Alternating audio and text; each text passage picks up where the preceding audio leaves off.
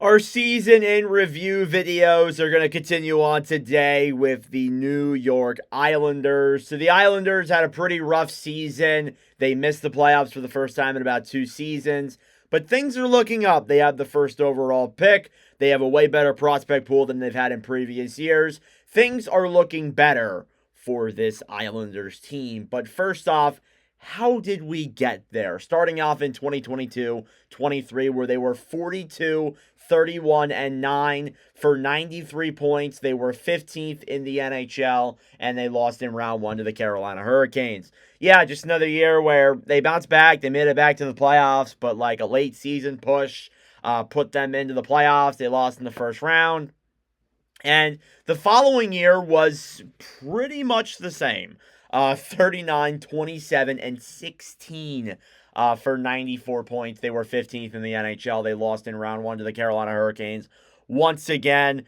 But yeah, honestly, it just felt like the same year, more or less. I will say this, though, a late season push and all of the overtime points got them into the playoffs. Otherwise, I think they actually do miss this past year. And then this past season, 35, 35, and 12 for 82 points. They were 23rd in the NHL, and they missed the playoffs. Again, that was not a surprise. We knew they were going to miss. I didn't expect a late. They did kind of make a late season push, but it wasn't enough. 224 goals scored this year, 260 goals against for a minus 36 difference. Pretty brutal goal differential there. They were 19, 17, and 5 at home, and 16, 18, and 7 on the road. So overall, their home and road records were okay, I guess. We're kind of getting to the point where like we had teams that were just so down the middle. The Islanders were really just one of them. They had a 2.71 goals for per game on average, which is 29th. They could not score, and that's been a thing for forever. That's not just like a new thing this year. That's been a recurring theme. And then they had a 3.13 goals against per game, which was 20th. So their goals against wasn't terrible, but it still was below average. And whenever you're below average in that remark, you typically don't make the playoffs. So sorry to say about that. But yeah, their special teams were terrible. There were only like a couple of other teams that were worse in start and stat lines. A 12.6 power play percentage, which was 31st. The only one that was worse was the Anaheim Ducks power play. And then a 72.2 penalty kill percentage, which was 31st. The only one that was worse than that was the Detroit Red Wings. So again, just like their special teams were absolutely terrible, and that's why they have a whole new coaching staff this year outside of Patrick Waugh. But yeah, everything was pretty bad there in terms of the overall stats with the New York Islanders. But again, you missed the playoffs. Your stats are typically bad. I just didn't think they were that good this year. And I think, again, like the special teams really affected it. I feel like if they were able to, maybe score a little bit more on the power play and stop a couple more power play goals, I think they honestly could have possibly been closer or maybe even made the damn playoffs. So, again, there's a lot of what ifs there with that situation, but the Islanders, I feel like they're starting to kind of fall off here a little bit. But the biggest thing, too, is the injuries. Matt Barzal only played 30 games this past year. Semyon Varlamov, who was their backup goaltender, literally only played like 12 games out of the typical 40 he would play. Maybe even probably less than that, actually. That's a lie. But even still, like, that's not good. Like the overall health of this team was pretty bad through most of the year. Now there were a couple guys who played the full season. Bo Horvat being one of them. 28 goals, 29 assists for 57 points. The assists and points are first on the team. I thought Horvat had a decent year with the Islanders. I think he's going to be pretty much this for the rest of his career, a 60-point scorer, nothing really more than that. Again, since that year in 22-23, he's been a little bit average. Last year he was pretty decent, but this year has kind of fallen back down to earth a little bit more. But how the Islanders play is with low scoring, so I'm not surprised that that's the problem that they're dealing with here. Anders Lee, 82 games played, 29 goals, which is first on the team, 25 assists for 54 points. Lee, very good scorer. Again, he's been a longtime captain of this Islanders team. I think there have been rumors of them possibly moving on from him, but overall, not a bad player at the slightest. Kyle Palmieri, 82 games played, 24 goals, 24 assists for 48 points as well. I thought Palmieri had a good season too. I think Palmieri was actually in trade rumors, and That obviously died off. He's been re-signed now, so he's probably going to be coming back next year. But yeah, Palmieri had a good season. Simon Holmstrom was a later round draft pick and was kind of like an outlier, or not really later round draft pick. He was a first round draft pick later on in the first round a couple of years ago. 75 games played, 20 goals, 25 assists for 45 points. He's been a decent second liner. I think you got to really kind of say that. He's been a good second liner with the Islanders. And I think that this year, with the shorthanded goals and how he's played recently, I think he's been a very good player. I think there's only room for improvement here, and it can only go up from here. John Gabriel Pageau, who we've heard the name of a lot here in the draft. 79 games played, 14 goals, 28 assists, 42 points. Not in a sense where he's going to freaking play or get freaking drafted, but he's going to likely get traded. We've heard his name with a couple of other teams, and teams are interested in this guy as a good, like, third line player. We'll have to see what kind of evaluates from that, but we've heard his name get kind of getting mentioned out there on the trade block. Noah Dobson, 71 games played, 10 goals, 29 assists for 39 points as well. I thought Dobson had a decent year, but there's rumors of him possibly getting traded. I think that is something we're going to see here very soon. I wonder, with Schaefer coming, could that mean they give up on Dobson? If they obviously decide to draft Schaefer, it looks like they're going to, but still, it's up in the air. Yeah, I wonder what's going on. What's going on with Dobson? We heard like trade rumors at the trade deadline. Maybe that was just smoke, but it seems like they might want to move on from him in the future. I guess we shall see. Maxim Tisplikov, 77 games played, 10 goals, 25 assists for 35 points. Tisplikov was a rookie this past year, got a good chance to play some top line minutes with Barzal and them, but I thought Tisplikov wasn't too bad, honestly.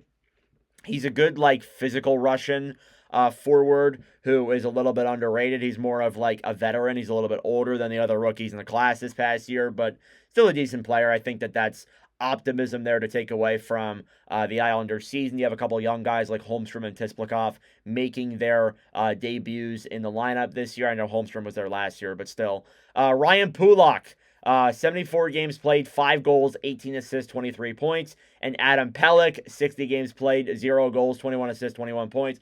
Those are defensemen there at heart. They're really nothing more than that. And then Matt Barzal, 30 games played, 6 goals, 14 assists for 20 points. You could really argue that the biggest issues with the Islanders this past year, and the reason why they didn't make the playoffs, was their special teams, A, and Matt Barzal, B, played 30 games this past year. That's brutal. That's brutal. And, you lose, like, one of your guys who's been your top scorer for many years now, and you lose him for basically the whole season. Of course, you're going to be worse.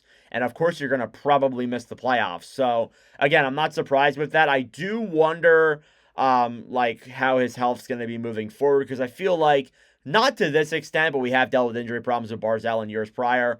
I am a little bit concerned with that, but overall, the Islanders, in terms of their scoring, it was pretty subpar and pretty average when we get to this point when reviewing all the teams. You get into the goaltending. You had plenty of goalies play games with the Islanders this past year. Ilya Sorokin played the most, 30, 24, and 6 with a 2.71 and a .907.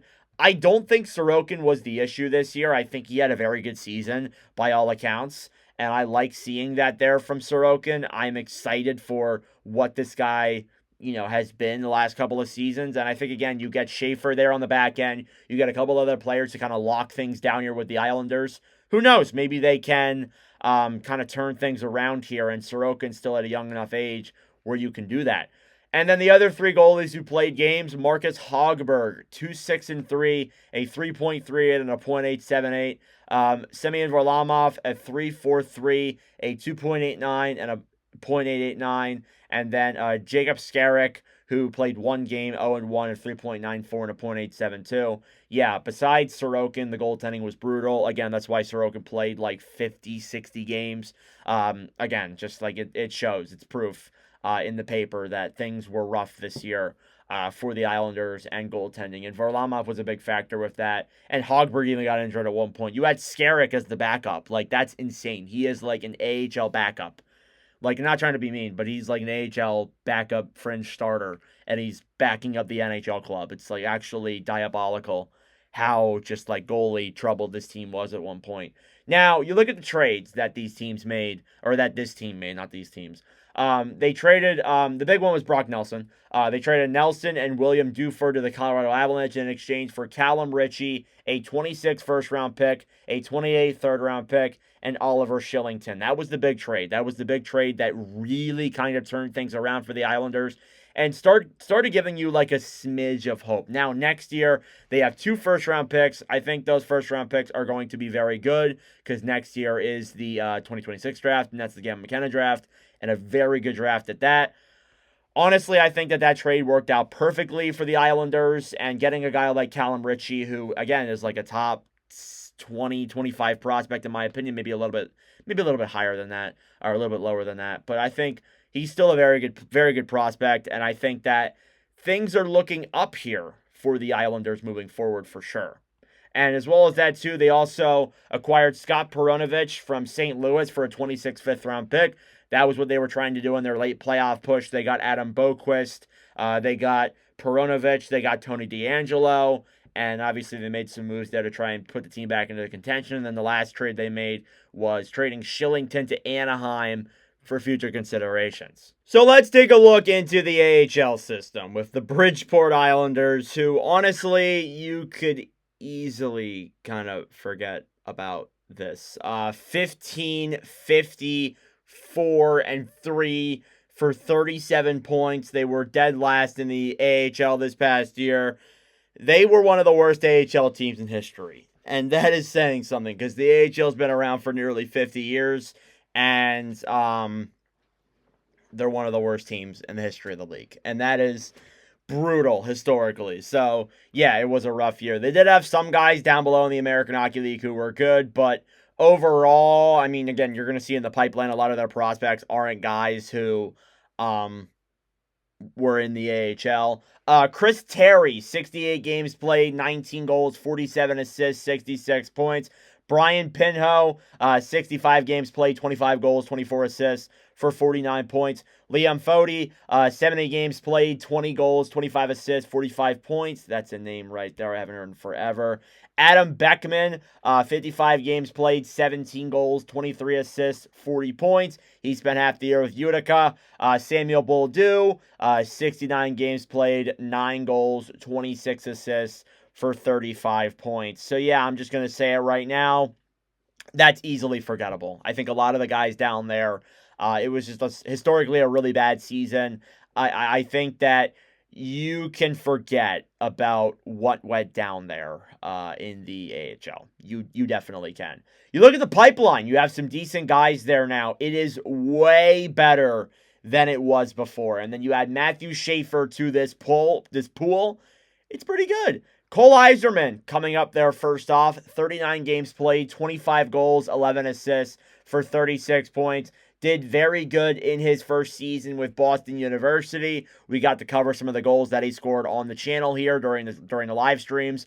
But Cole Yzerman was a solid prospect and is by far their number one guy with Boston University. And I'm very excited to see what this profound goal scorer is going to be when he gets to the New York Islanders, which could be next season, maybe at the end of next year.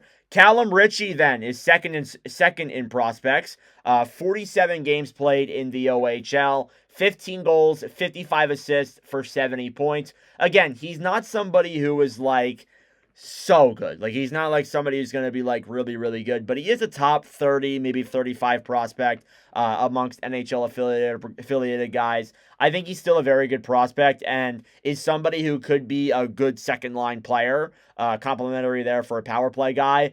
I like Callum Ritchie from that perspective. The other guys aren't as big, but they could be NHLers. Danny Nelson, 36 games played, 13 goals, 13 assists for 26 points with Notre Dame. Not too bad there whatsoever. I think Nelson isn't going to be a big name guy when it comes to scoring if he does make it to the NHL, but could be somebody we see on like a third or fourth line role in the future.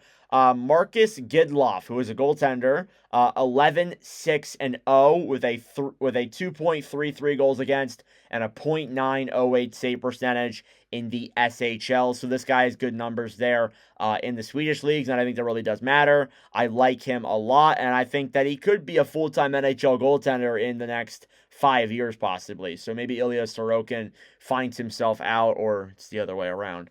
And then Jesse Pulkkinen is the 5th-ranked guy. 38 games played, 3 goals, 5 assists, 8 points. Played 10 games in the American Hockey League. I liked Pulkkinen. I think he's a good prospect. I think he's a good defensive guy. He's their number 1 defensive prospect outside of what could be Matthew Schaefer, but overall, very good player there. And I think the prospect pool is way better than it once was. Prior to the last calendar year, it was a bunch of nobodies. Like now you got Cole Eiserman, you got Cal Ritchie. Now you're probably going to get Matthew Schaefer. It's looking pretty damn good as of right now. So I like what the Islanders are building here. I like the direction they're going in. And for the draft capital this coming year, they obviously have the 1st overall pick. They also have a 2nd, a 3rd, a 4th, a 5th, a 6th, and a 7th. All of them belonging to themselves. So they're all going to be like the first pick of every round, essentially, unless they make some trades to acquire some more picks. But overall, that's their draft capital as of right now. And then you look at the UFAs and RFAs for this team. Your UFAs, Matt Martin, Hudson Fasching, Tony DeAngelo, and Mike Riley. So no big names there, really. Matt Martin is retiring. The other 3 you can kind of decide more or less. And then your RFAs, there are some bigger names that I think are going to get figured out here pretty soon. Maxim Desplikov, Simon Holmstrom, Alex Romanov, Scott Perunovich, and Noah Dobson. So again, you have some pretty big names there. 3 of those 5 are like your top pairing defensemen. So honestly, I think that is going to be something we're going to need to monitor here throughout these off season and all that. But yeah, this is the season review for the New York Islanders. It is way better than it once was. I feel like the future is looking a lot brighter than it was in previous years before. And I'm definitely feeling a lot better about this team. And I'm really excited to see who they're going to draft at 1st overall, whether it's Schaefer or not, what other prospects they can get in this coming draft. Maybe they get somebody lucky who slips into the 2nd round and they can pick them up. But I think overall, the future is getting a lot brighter for the Islanders. It's going to take some time. There's going to be some growing pains, but overall, Long Island is looking pretty damn good for hockey. Let me know your thoughts in the comment section down below. Thank you guys for watching. Next up is the New York Rangers. So we're going from a team that is building a bright future to a team that might only have like 3 to 4 more years of a bright future, maybe even less than that, honestly. But let me know your thoughts down below. Thank you for watching. Subscribe if you're new. And that is it for me. I will see you guys in the next video.